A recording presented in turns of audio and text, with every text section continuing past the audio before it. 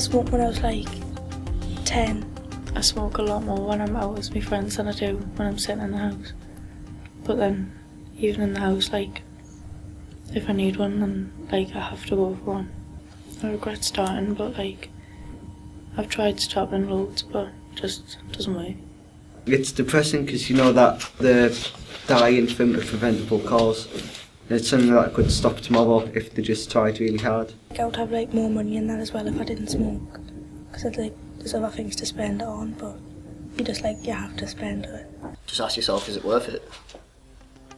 That'll be my message.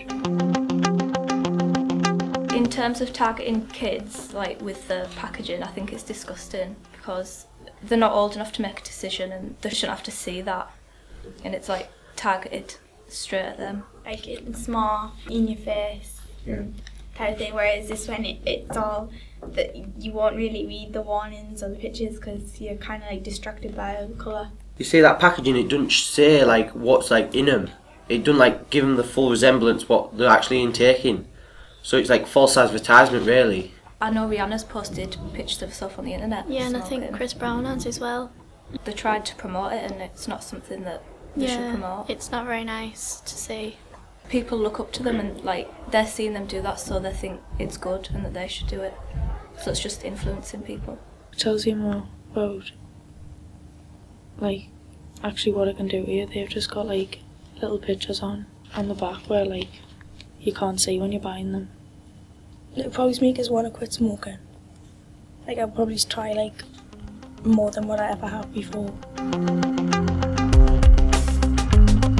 I would increase the price because in this day and age people do like to save money, they don't like to spend a lot, and especially something on cigarettes, you know, that are bad in the first place and most people know they're bad. If you put it up to maybe 10, 15, 20 pounds, people will probably not buy them as much. I would have thought that by the 21st century they would have brought in some sort of regulation saying that you need to have special permission to be able to sell it.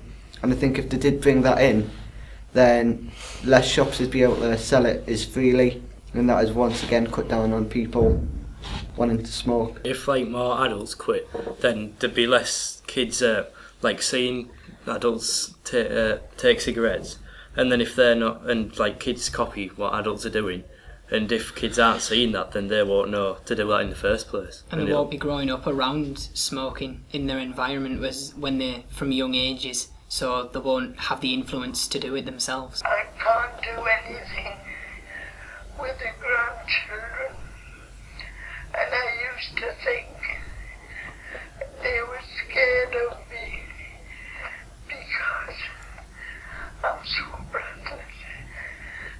Until recently, the Northeast was the worst place in the country for smoking.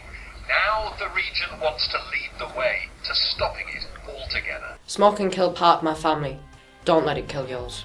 It stinks, so make it extinct. Are you going to listen to us?